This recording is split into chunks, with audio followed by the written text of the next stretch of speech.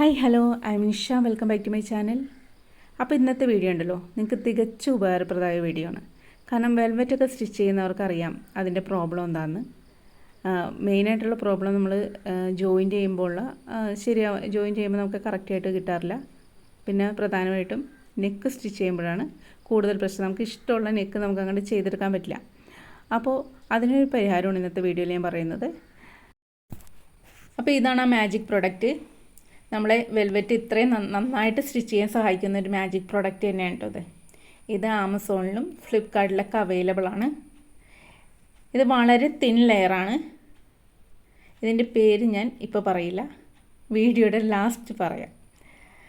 രണ്ട് വശം പശയുള്ള ടൈപ്പാണ്. അപ്പം ഞാനിവിടെ ഒട്ടിക്കാൻ പോകുന്നത് ബാക്ക് പോർഷനാണ്. ക്രോപ്പ് ടോപ്പിൻ്റെ ബാക്ക് പോർഷനിലാണ്. അവിടെ ഞാൻ ഉൾവശത്ത് കഴുത്തൊക്കെ അടയാളപ്പെടുത്തി വെച്ചിട്ടുണ്ട്. കഴുത്ത് നമ്മൾ സ്റ്റിഫ് വെച്ച് തന്നെ തയ്ക്കാൻ പോകുന്നത്. പക്ഷേ ഞാനിവിടെ ലൈനിങ്ങിൽ അടയാളപ്പെടുത്തിയിട്ട് അതിൻ്റെ മുകളിൽ ഒട്ടിച്ചിട്ട് നമ്മൾ തയ്ക്കാൻ പോകുന്നത്. അപ്പോൾ അടയാളപ്പെടുത്തേണ്ടത് അത്യാവശ്യമാണ്.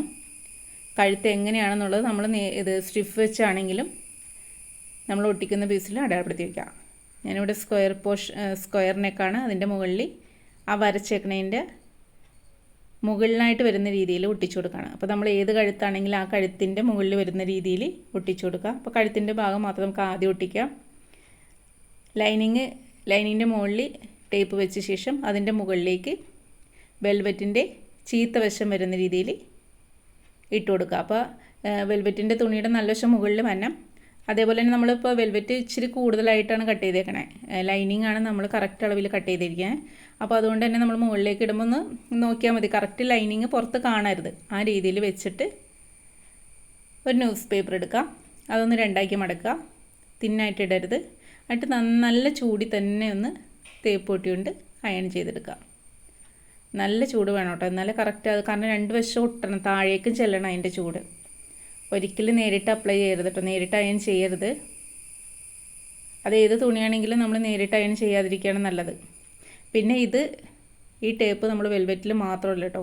ഇപ്പോൾ സിൽക്ക് തുണികളുടെ കഴുത്തൊക്കെ അടിക്കാനൊക്കെ ആയിട്ടല്ലോ, നമ്മൾ കഴുത്തൊക്കെ അടിക്കാനല്ല, ചുറ്റും നമ്മൾ ലൈനിങ്ങായിട്ട് അറ്റാച്ച് ചെയ്യാനൊക്കെ ഇത് ഉപയോഗിക്കാം. അപ്പോൾ നമ്മൾ കഴുത്തിൻ്റെ ഭാഗമൊക്കെ ഒട്ടി കേട്ടോ, നന്നായിട്ട് ഒട്ടി. ഇനി നമ്മൾ ബാക്കി ഭാഗങ്ങളും കൂടി ഒട്ടിച്ചെടുക്കുകയാണ്. അപ്പോൾ നമ്മൾ ആ സെൻറ്റർ പോർഷനിൽ ഞാനിവിടെ സിബ് വയ്ക്കുന്ന ആ പോർഷനാണ് ലൈൻ വരച്ചിരിക്കുന്നത് കേട്ടോ. അപ്പോൾ നമ്മൾ സിബൊക്കെ വയ്ക്കാൻ വെൽവെറ്റിലെ ഏറ്റവും പാട് സിബ് വയ്ക്കാനാണ്. കാരണം ഇൻവിസിബിൾ സിബൊക്കെ ആണെങ്കിൽ ഒരു വശം ശരിയായെങ്കിൽ ഒരു വശം ശരിയാക്കാൻ ഭയങ്കര ബുദ്ധിമുട്ടാണ്. അപ്പം ഞാനിവിടെ ആ തയ്ക്കേണ്ട ഭാഗത്താണ് ലൈൻ വരച്ചാണ്. അതിൻ്റെ മുകളിലായിട്ട് ആ ടേപ്പ് ഒന്ന് വെച്ച് കൊടുക്കണം. പിന്നെ നമ്മൾ സെൻറ്ററിൽ ടക്ക് വെച്ചിട്ടില്ലേ, ആ ഭാഗത്തും നമുക്ക് വെച്ച് കൊടുക്കാം. പക്ഷേ ഞാനിതിൽ വിട്ടുപോയതാണ് കേട്ടോ. അത് ജസ്റ്റ് ഒട്ടിച്ച ശേഷമാണ് എൻ്റെ മൈൻഡിൽ വന്നത്. അപ്പോൾ അതേപോലെ ഒരു സൈഡ് വെച്ച് കൊടുത്തിട്ട് നേരത്തെ ചെയ്ത പോലെ തന്നെ ഒന്ന് അയൺ ചെയ്ത് കൊടുക്കാം.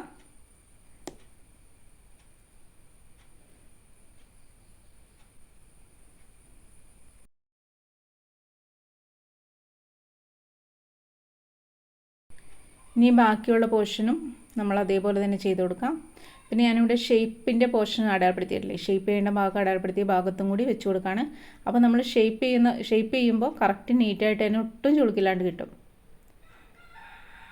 അപ്പോൾ നിങ്ങൾ ആദ്യമേ ഇതൊക്കെ വരച്ച് വെച്ചിട്ടാണ് നമ്മൾ ഇതേപോലെ ടേപ്പ് ഒട്ടിച്ചെടുക്കുന്നുണ്ടെങ്കിൽ എളുപ്പമാണ്. അപ്പോൾ ഇത് പാടാണെന്ന് നിങ്ങൾക്ക് തോന്നുന്നുണ്ടോ? ഇത് എല്ലാം വരയ്ക്കണം പിന്നെ ഒട്ടിക്കണം. പക്ഷേ നമുക്ക് ഫൈനൽ റിസൾട്ട് അടിപൊളിയായിരിക്കും. അതുകൊണ്ട് തന്നെ നിങ്ങളെല്ലാവരും ഈ പ്രോഡക്റ്റ് ഒന്ന് വാങ്ങി പരീക്ഷിച്ച് നോക്കുക. ഇതിൻ്റെ പേരാണ് ഫ്യൂസിങ് ടേപ്പ്. Thank you.